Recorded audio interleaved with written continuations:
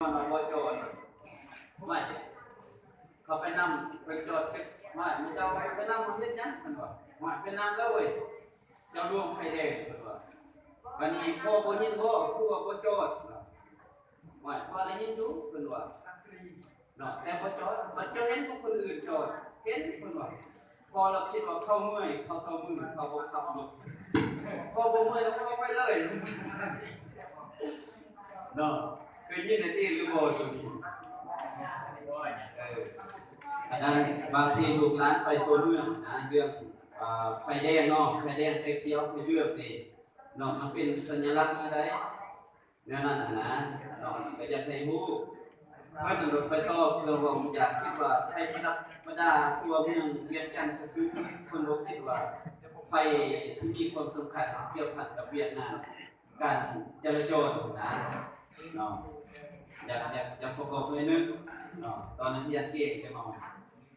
และตอนนี้พวกเรายังขาดประธานเนาะสั่นแล้วลูกหลานน้องนุ่งนี่ลองยกมือขึ้นเบิ่งว่าตัวเองมันเส้นได้บ่ลองเบิ่งเนาะได้ที่1ได้นี่ค่อยบอกได้ที่1ที่2ที่3ว่าตอนประธานบ่ทันได้มาค่อยมีความสามารถในโตนะเนาะเฮาได้ที่1นะทุกมื้อวิชาใดหนึ่ง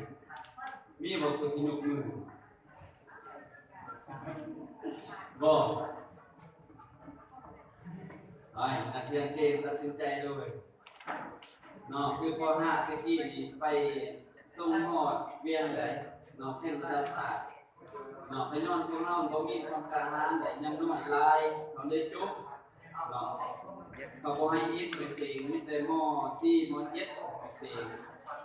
ส่งนักเรียนป .5 เส้นระดับศาสตร์เนาะระดับประเทศผ่านมาคิดฮอดพ่อแม่ดิ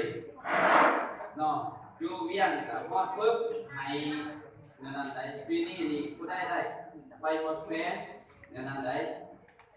เนาะพอผู้อาจารย์ผู้ทรงนี่ถ้าว่านักเรียนอนุวัตหลายอยู่ไกลหลายลำบากทางนำในการเดินทางถ้าว่าสิโกงเวียงจันทน์เนาะกลับมาอีก